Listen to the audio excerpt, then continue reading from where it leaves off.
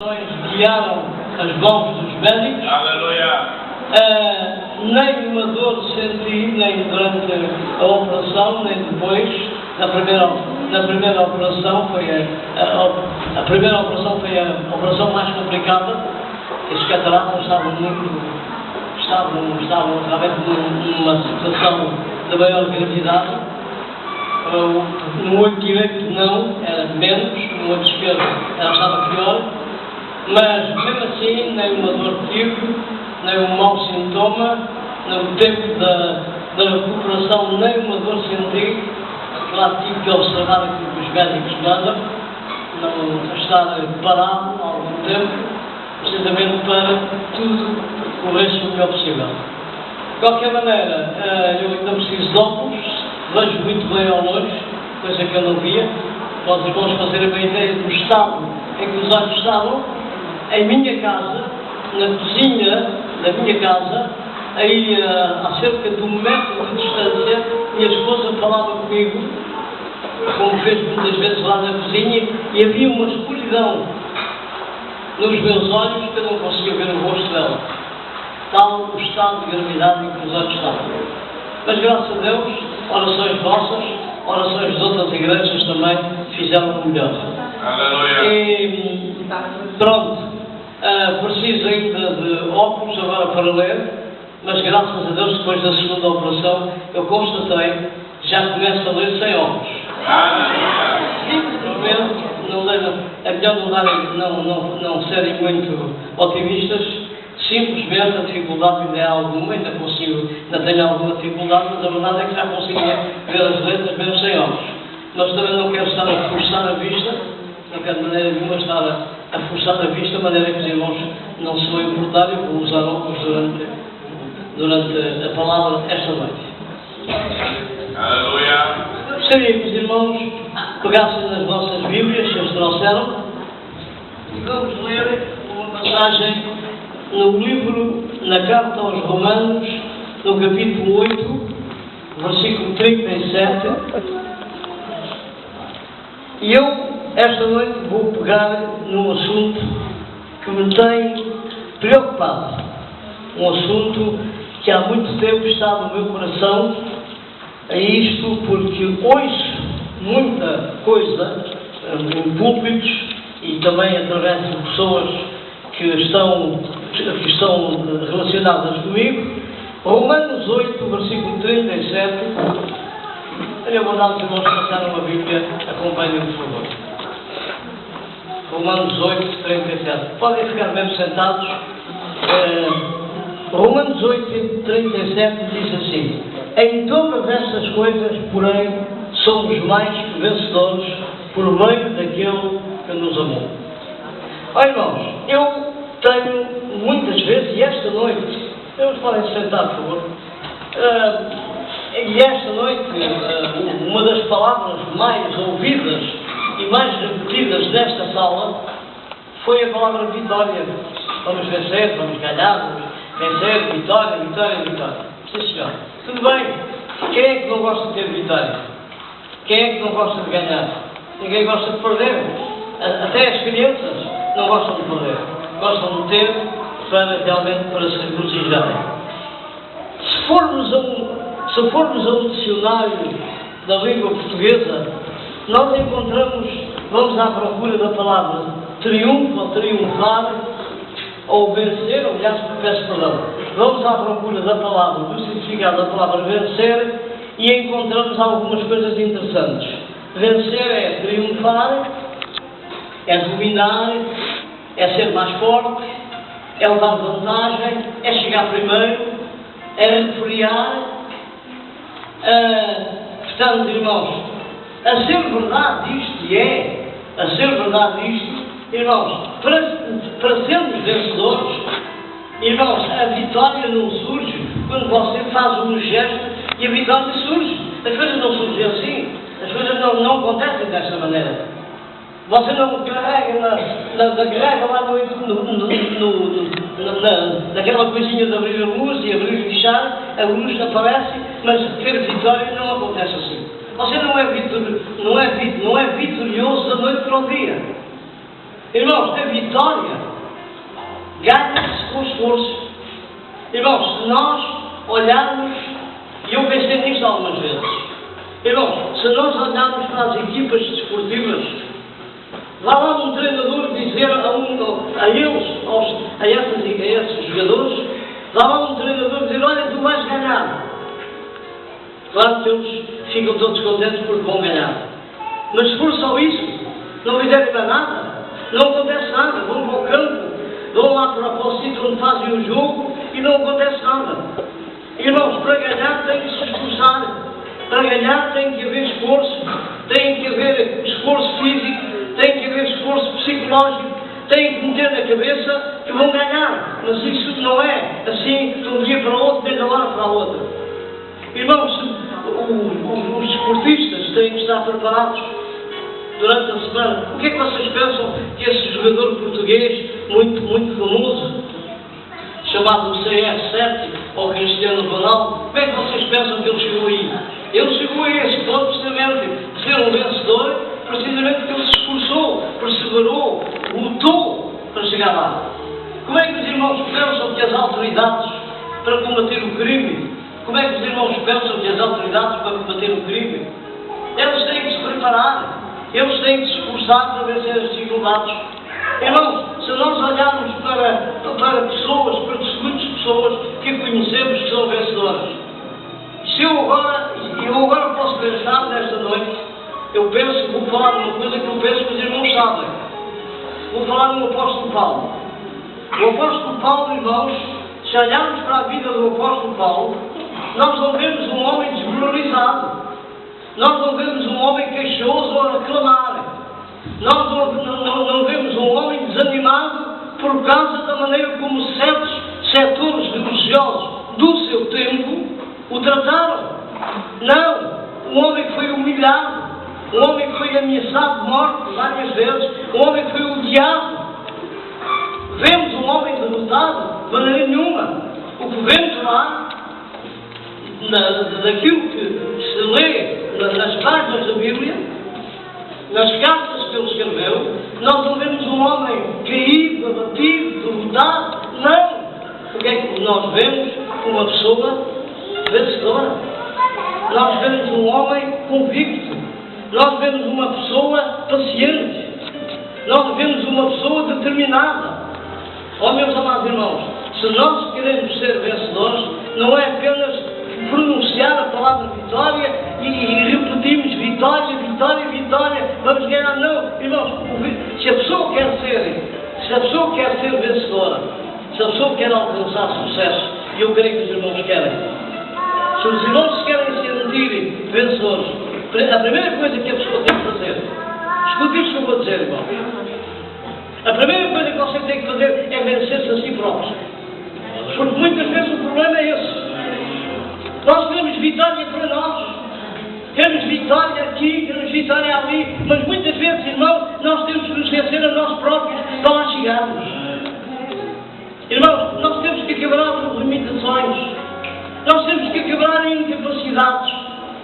Para podermos ganhar aquela confiança ilimitada, para quando você ouvir falar de vitória, você levanta o seu braço, você levanta a sua voz e diz: Senhor, eu sei que vou ganhar. Irmãos, eu sei que vou ser um vencedor. Irmãos, nós como cristãos, irmãos, nós temos algo que os ímpios lá fora não têm, que os ímpios lá fora falam também de vitória. Falam de vencedor, falam de ganhar, falam de triunfar. Mas nós temos algo que eles não têm. Irmão, nós temos um ajudador que eles não têm. Eles têm ajudas de outras espécies. Mas a nossa ajuda, o nosso ajudador é diferente. Está 24 horas connosco. Chama-se Espírito Santo. E esta noite, irmãos, porque a vitória não se alcança de qualquer maneira. Eu quero deixar isto claro. A vitória, você pode falar a vitória às vezes que entender. Ouvir falar. Irmãos, se você se quer ser um vencedor, você tem coisas que tem que fazer. Irmãos, só lendo a Bíblia. Só buscando na Escritura é que a gente pode chegar e procurar e encontrar aquilo que determina um vencedor. E eu descobri 6 coisas na Bíblia que eu vou falar esta noite. Se você quer ser um vencedor, não basta repetir. Não é por repetir que você se torna um vencedor. Não é por você ouvir falar tantas e tantas vezes nos cultos, nas igrejas. Não. Você torna-se um vencedor em primeiro lugar quando você tiver na sua vida as marcas que realmente pessoalizam e determinam você ser um vencedor. Irmãos, esta noite eu vou pedir a vossa paciência. Os irmãos peguem nas vossas Bíblias e vamos começar. Eu vou falar de 6 marcas que você tem que ter na sua vida. Se você não tiver estas marcas, pode ouvir 1000 vezes falarem em ganhar, falarem em vencer, falarem em vitória. Não acontece nada. Abra em Juízes 6. Vamos ver a primeira marca que deve, na verdade, caracterizar um cristão. Juízes, capítulo 6, versículos 14 e 15.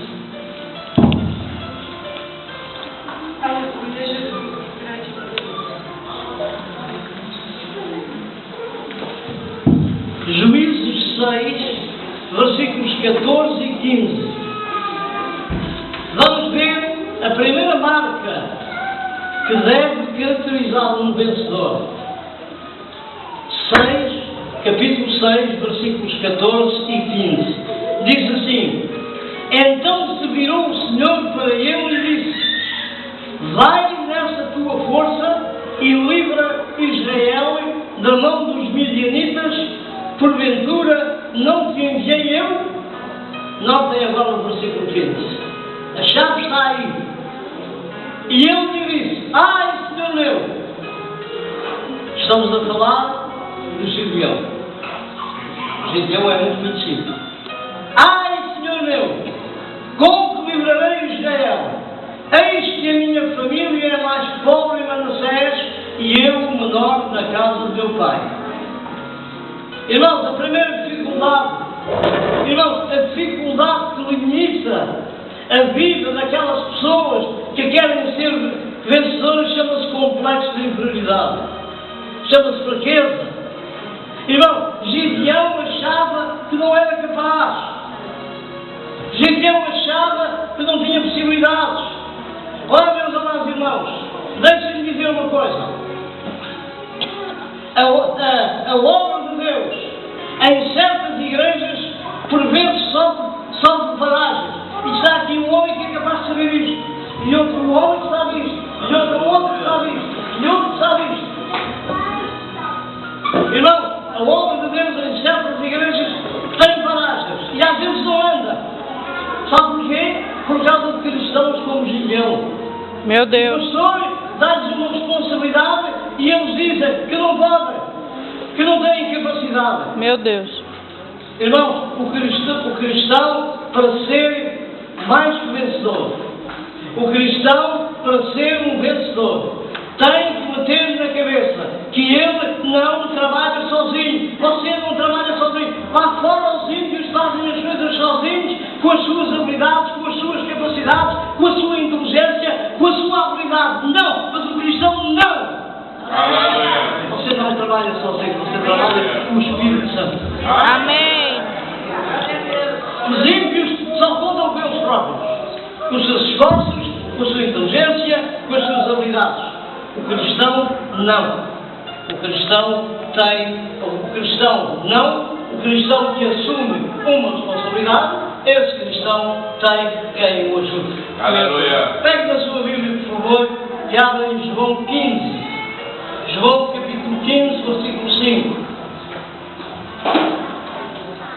Isto é que tem que ser assimilado, isto tem que ser assimilado por aqueles irmãos, e eu espero que sejam vocês, que querem ser mais vencedores e querem ser vencedores. João 15, 5. Diz assim: Eu sou a videira, vós os ramos, quem permanece em mim e eu nele, esse dá muito fruto, porque sem mim nada podemos fazer. Aleluia. Então, irmãos, você tem que meter na sua cabeça que você não trabalha sozinho. Você tem um ajudador 24 horas. Não vai fazer as coisas sozinho, mas vai fazer as coisas com a ajuda do Espírito Santo. Aleluia. Abra em Êxodo, no capítulo 4. Êxodo, capítulo 4. E vamos ler o versículo. Onde é que está escrito? Está aqui. Versículo 10. Êxodo 4, 10. Então disse Moisés ao Senhor: Senhor, eu nunca fui eloquente, nem outrora, nem depois que falaste a teu servo, pois sou pesado de boca e pesado de língua. Temos aqui outro. Irmãos, temos aqui outra pessoa também. Eu tinha que vencer as limitações para ser um vencedor. É verdade. Eu tinha que vencer essas limitações. Eu tinha primeiro que vencer a si próprio. Ser capaz, sim, mas com a ajuda de Deus. Amém. Não fazemos coisas de qualquer maneira. Verdade. Portanto, irmãos, a primeira marca do cristão, a primeira marca do cristão é que tem, a primeira marca daquela pessoa que quer ser um vencedor. Volto a dizer, irmão, você pode ouvir falar de vitória muitas vezes, mas se você não vence esta parte em si próprio, não acontece nada. Repare nisto. Em segundo lugar, a segunda marca do cristão para ser um vencedor é ter uma atitude mental positiva diante das promessas de Deus. Eu convido os amados irmãos a abrir no livro de Números, no capítulo 13. Números 13. Bíblia. Vamos ler a partir do versículo 26. Não vamos ler tudo, vamos ler alguns versículos para apanhar exatamente o ensino que está aqui. Números, capítulo 13, versículo 26. Diz assim: Caminharam e vieram a Moisés e a Arão e a toda a congregação dos filhos de Israel no deserto de Parã, a Calos. Deram conta a eles e a toda a congregação e mostraram-lhe o fruto da terra. Relataram a Moisés e disseram: fomos à terra que nos ensinaste, fomos à terra que nos enviaste, e verdadeiramente mana leite e mel, este é o fruto dela. Agora atenção, 28. O povo, porém, que habita nesta terra é poderoso, e as cidades muito grandes e fortificadas. Também vimos ali os filhos de Anak. Um saltinho para o versículo 30. Então Caleb, irmãos, eu estou a ver que ninguém está a ler a Bíblia. Aí aqui na minha frente, ou não trouxeram a Bíblia, irmãos, faz favor. Ai, está a passar ali, ai que bom. É a letra do nosso curso. No meu tempo não era assim, tinha que levar a Bíblia para a igreja, se quisesse ler. Está tudo facilitado. Meu Deus. Irmão, espera até que na vida cristã a vida não esteja tão facilitada para podermos apanhar as promessas de Deus. Versículo 30. Então Caleb fez calar o povo perante Moisés e disse: Eia, subamos e possuamos a terra, porque certamente prevaleceremos contra ela. Porém, os homens que com ele tinham subido, versículo 31, porém os homens que com ele tinham subido, disseram: não poderemos subir contra aquele povo, porque é mais forte do que nós. Oh, meus amados irmãos, nós temos aqui uma história que eu espero que os irmãos saibam. Eu espero que os irmãos já tenham lido a Bíblia tantas vezes. Espero que saibam isto. Eu também, nós já li a Bíblia tantas vezes, e também não é só a questão da leitura, é também as aulas que eu dou. Ainda ontem estive no Instituto Bíblico em Cascais a dar aulas, e portanto, muitas vezes eu tenho que ler a Bíblia, tenho que estudá-la e tenho que meditar nela para poder saber as coisas. Mas esta história é daquelas histórias que a gente sabe quase de cor e salteado. a história dos 12 espias que foram lá analisar a terra de Canaã e depois foram lá para ver a terra onde eles pensavam que iam viver, a terra de Canaã, chamada Terra Prometida. Chegaram lá, tiveram lá uma série de dias, analisaram a terra, analisaram o clima, analisaram a população, as pessoas que lá estavam, se calhar os costumes, as tradições, por aí fora. O que acontece, irmãos, é que quando chegaram ao pé de Moisés, tinham que ter um relatório de tudo aquilo que tinham visto. Ora bem, irmãos, o que é que aconteceu? Aconteceu que para lá foi um grupo de 12 pessoas. Para cá vieram 2. Um grupo de 2 e um grupo de 10. Não foi? Foi o Caleb e foi o Josué, que eram tão líderes como os outros foram. Só que o Caleb e o Josué eram pessoas mais conhecidas. Bom, então o que é que acontece, irmãos? Acontece que no versículo 30 nós vemos a reação de Caleb quando o outro grupo veio dizer que sim, senhor, a terra era muito bonita, era fantástica, mas não se podia lá entrar, não se podia viver, porque a terra não oferecia condições para se viver lá. Olhem para o versículo 30, o que é que ele diz? Então Caleb fez calar o povo perante Moisés e disse: eia, subamos e possuamos a terra, porque certamente prevaleceremos contra ela. Irmãos, o que é que isto quer dizer? Duas coisas. Primeiro, o Caleb e o Josué tinham uma atitude mental positiva. O que é que quer dizer com isto? Quer dizer o seguinte, irmãos, eles, também como os outros, também foram com eles conheciam, e aqui é que está o segredo, eles conheciam as promessas de Deus. Porque aquela terra, a terra prometida, a terra de Canaã, já há muito tempo tinha sido prometida ao povo de Israel. Foi a terra que Deus disse a Moisés, ele disse, a terra que manda leite e mel. Quando Moisés era pastor de ovelhas, o Moisés andava lá refugiado, lá no alto da serra, e o que é que acontece é que a certa altura o Senhor apareceu e falou a Moisés. E entre várias coisas que disse a Moisés, foi precisamente dizer: essa terra que tu estás a ir ver, onde tu estás a pisar, essa terra vai ser vossa. Essa terra vai ser dos vossos filhos, dos vossos ancestrais, da vossa família, tudo isso. Portanto, era uma terra que já estava prometida. Portanto, irmãos, Josué e Caleb já conheciam as promessas de Deus. Os 10 que foram com ele, que eram 12, os 10 que foram com ele também sabiam. Notem, irmãos, estejam com muita atenção, porque nós vamos chegar a algum lado.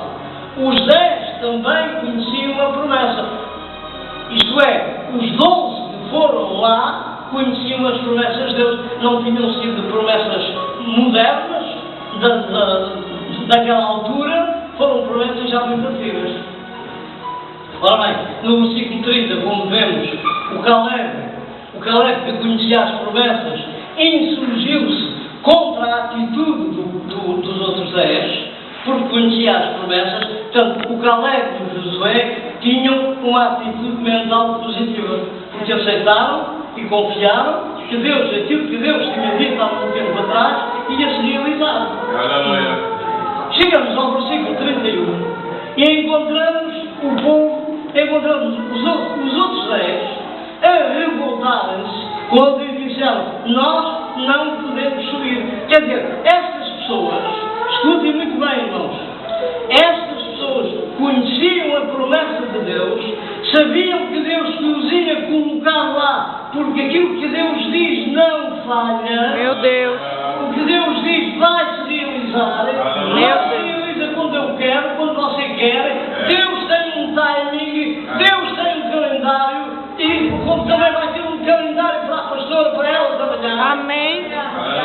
Deus tem um tempo próprio para fazer as coisas. Não é como eu quero, não é como eu desejo. Deus tinha um tempo próprio para aquela gente entrar lá. Vamos falar, irmãos, as promessas de Deus, volto a dizer, as promessas de Deus quanto à terra prometida eram do passado. Mas estavam lá.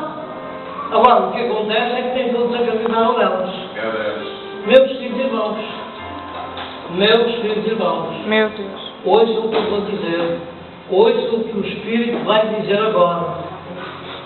Vocês há bocado estavam a fazer assim, fu. Eu estava ali também, olha, eu não mexia a mão, mas eu espero que o fu, vocês agora, aquilo que vão ouvir também façam assim.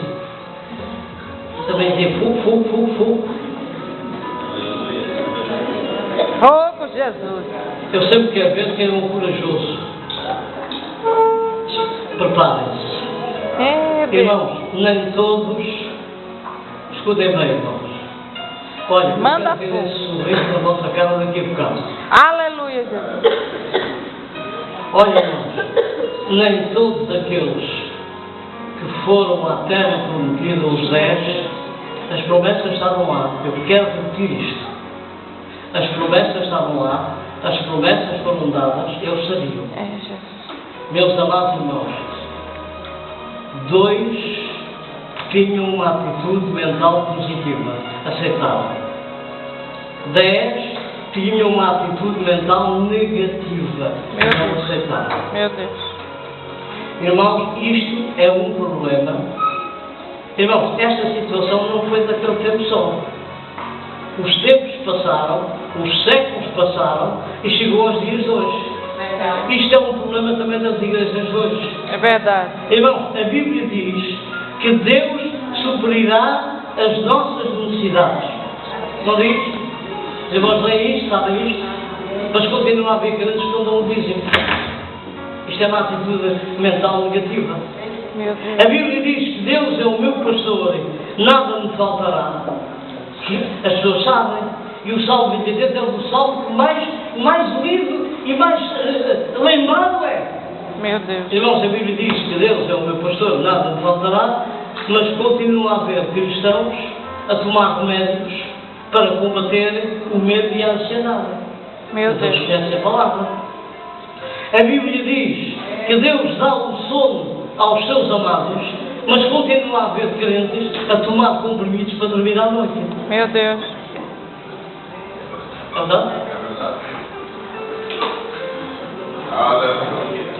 Vá lá. Qual é o corajoso que dá uma gargalhada? Meu Deus. Aleluia.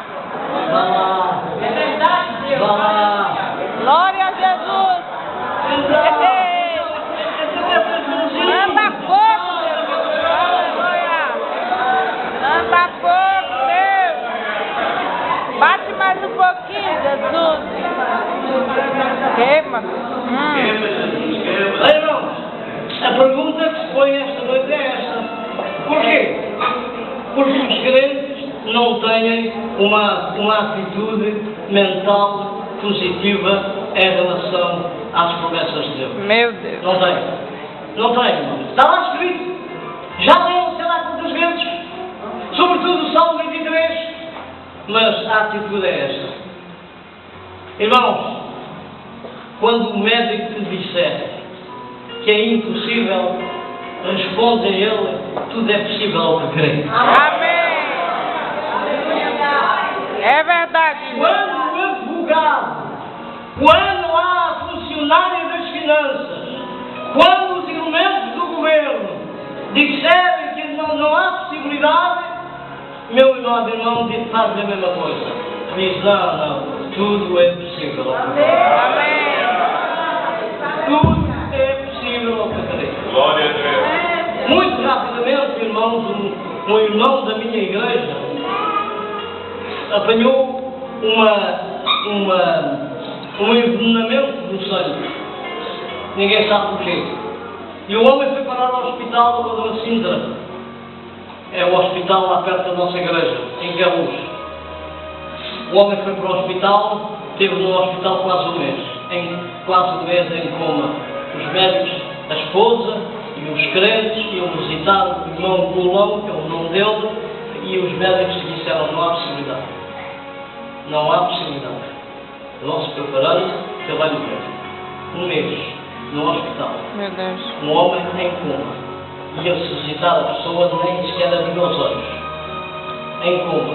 Mas escusem isto. A esposa deste irmão, a irmã Fernanda, servo de Deus também, cada vez que o médico dizia, vá-se preparando. Não, sabe qual era a resposta que ela dava ao médico? Olha, vá-se preparando o Senhor. Vá-se preparando o Senhor para ver o milagre.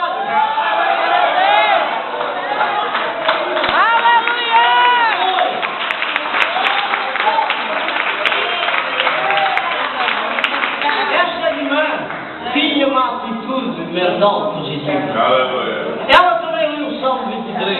Ela também conhecia as promessas de Deus. Amém. Mas ela disse, vá-se preparando o Senhor para ver um milagre. E ao fim do mês, o homem acordou. Aleluia. Olha, foi um espanto naquele hospital. Aleluia.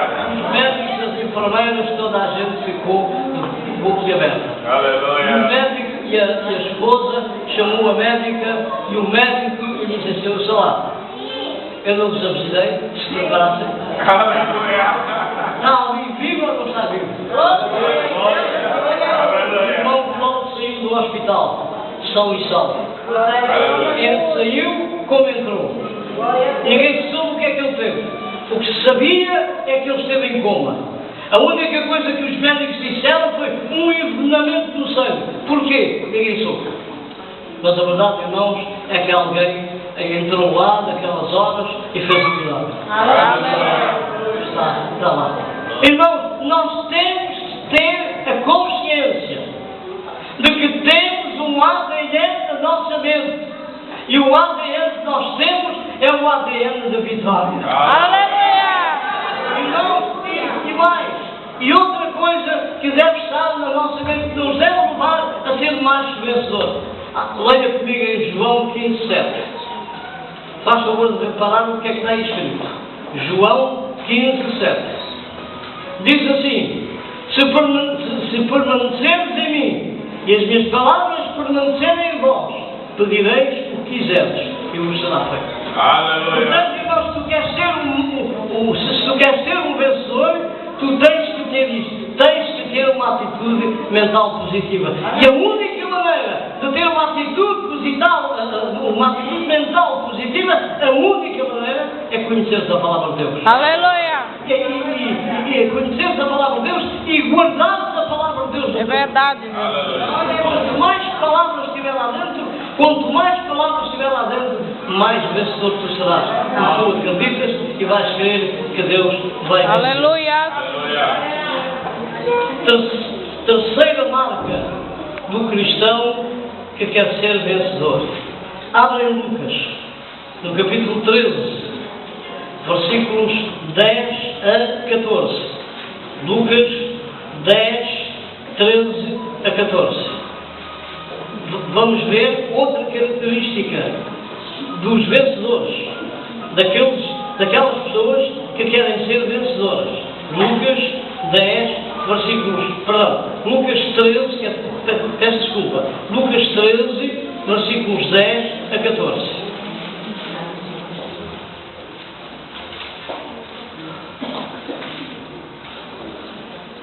Ora, ensinava Jesus no sábado numa das sinagogas e veio ali uma mulher possessa de um espírito de enfermidade, havia já 18 anos.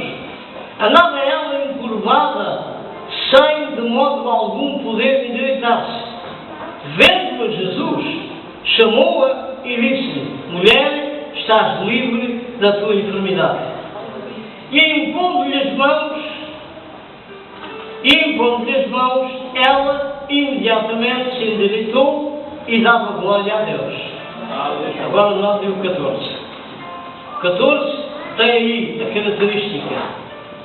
O chefe da sinagoga, indignado de ver que Jesus curava no sábado, disse à multidão, 6 dias há em que se deve trabalhar, vim depois nesses dias para seres curados e não no sábado. Eu quero chamar a atenção para a primeira parte deste versículo, que é a marca que também deve nortear a vida do cristão.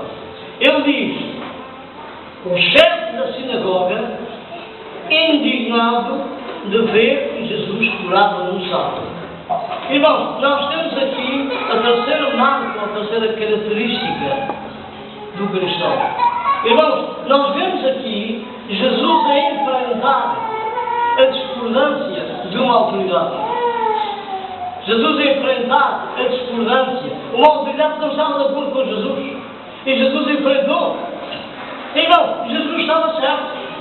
Jesus estava a fazer algo que estava, ou que beneficiou alguém.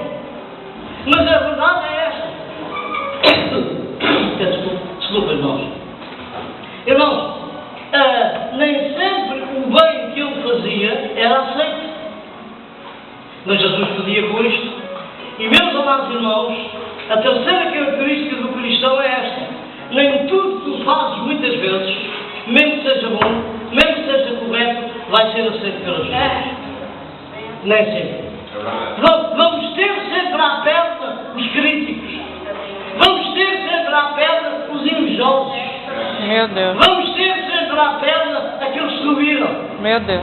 A provação verdadeira, meu irmão, Misericórdia. não se pede dos homens, vem da parte de Jesus. É verdade. Portanto, meu amado irmão, na obra que fazes, se queres ser um vencedor, não fiques parado quando te criticam. É. Vai em frente, porque com Jesus aconteceu a mesma coisa e serás um vencedor. Quarta marca de um cristão que quer ser um vencedor. Abra em Romanos, no capítulo 12, versículo 2. Romanos 12, 2. Romanos 12, 2. Esta é a quarta marca, ou seja, esta é a quarta característica daquele que quer ser um vencedor. Não vos conformeis com este século. Eu sei que os irmãos têm algumas versões da Bíblia que diz o mundo. Não vos conformeis com este mundo. A palavra século é a mesma coisa que mundo. Não vos conformeis com este século ou com este mundo, mas transformai-vos pela renovação da vossa mente, para que experimenteis qual seja a boa, agradável e perfeita vontade de Deus. Qual é a quarta marca? Qual é a quarta característica daquele que quer ser um vencedor? É isto, meu irmão e minha irmã. Nunca te sintas satisfeito com aquilo que fazes. Deseja a excelência. Amém. Deseja sempre mais. Deseja ir mais longe. Amém. Na vida cristã tu podes lá chegar. Cristão, olha irmãos, o cristão que quer ser um vencedor não pode ter uma mentalidade medíocre. É verdade. Como alguns dizem, já fiz a minha obrigação. Você na vida cristã não faz obrigação. Você na vida cristã não diz é o meu dever. Não diga isso. Porque é Deus que está consigo. Aleluia. Ele é que está consigo. Ele é que cuida de si. Ele é que cuida de si. E tudo quanto você fizer por Deus é pouco. Amém, Jesus. É sempre pouco. É verdade.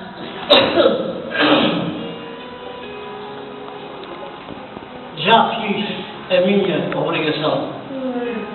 Irmãos, cristão quer ser um vencedor, quer ir mais longe. Irmãos, deixem-me dizer-vos uma coisa esta noite. Quando eu acabei o liceu, a escola, aqui no meu país, quando eu acabei a escola, o chamado liceu, que era como se chamava antigamente, agora tem outro nome, agora é a escolaridade obrigatória. Quando eu acabei o liceu, eu fui trabalhar. Era muito novo, tinha 17 anos ou 18. Fui trabalhar. Empreguei-me. Meus pais arranjaram um emprego e eu fui trabalhar. Vocês sabem qual era a minha preocupação quando eu chegava aos empregos? A minha preocupação quando eu chegava aos empregos não era saber quanto é que ia ganhar. A minha preocupação quando eu chegava aos empregos era saber qual é o degrau que estava à minha frente. Onde é que eu devia chegar? Aleluia. E quando eu lá chegava, eu disse, agora qual é o próximo? Eu queria sempre mais, eu queria sempre saber mais, eu queria chegar mais longe. Aleluia. Aos 76 anos de idade, eu tenho 77. Não pareço, não é? Parece um jovem. Obrigado. Muito obrigado. Irmãos, aos 76 anos, mais ou menos, Meu Deus. aos 76 anos, eu matriculei-me na única, Sei que te ama. na primeira e única universidade evangélica que há em Portugal. Aqui há uns anos atrás não havia. Agora já há uma universidade evangélica, em Falhões, num instituto onde eu também estudei. Então, irmãos, nessa altura, com esta idade, eu fui muito criticado. Fui muito criticado. Houve professoras ali à minha volta para ver se evitavam, para ver se eu desistia. Nessa altura, nós eu matriculei-me no curso superior de Teologia. Sabe porquê? Porque eu quero ir mais longe. Amém. Eu quero saber mais. Amém. Eu sou professor de Teologia em vários sítios e com o curso que eu estou a tirar, são várias disciplinas, eu estou a tirar esse curso para ajudar outros. Não é propriamente para me ajudar a mim próprio, embora eu ganhe por aquilo porque vou saber mais. Portanto, irmão e irmã, é assim, nós precisamos de ir mais longe. Amém. Irmãos, Paulo diz aqui, meu irmão e irmã, como cristão tu deves ir mais longe.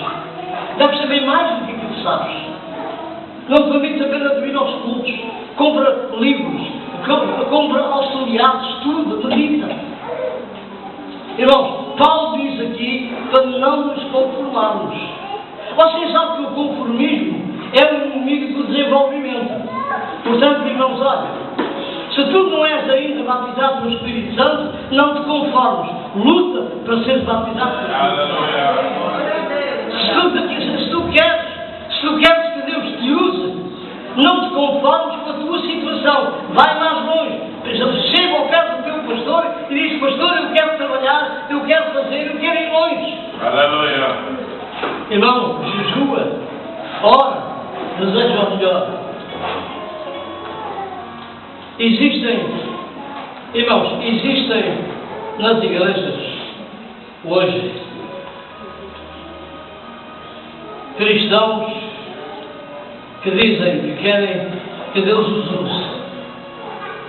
Se calhar aqui também, não sei. Irmãos, não deixam olhar com essa cara para mim. Aquilo que eu tiver que dizer é da parte de Deus. Existem cristãos nas igrejas que chegam ao pé do seu pastor e dizem que querem que Deus os use. Meu Deus. O pastor ouve o que eles... E depois, mais tarde, o pastor dá-lhes uma responsabilidade. Por exemplo, serem assistentes, serem porteiros, distribuir folhetos, líderes de oração, só que essas pessoas recusam. Porquê que recusam? Meu Deus. Porque dizem que querem pregar, dizem que querem ensinar. Irmãos, Essa é forte. irmãos, vocês ainda estão cá? Aleluia. Vocês ainda gostam de mim? Aleluia. O mais cansado. Meu Deus. Irmãos, se o teu pastor, se a tua pastora ainda não te colocou a pregar ou a ensinar, é porque tu não reuniu desejos, condições para fazer isso.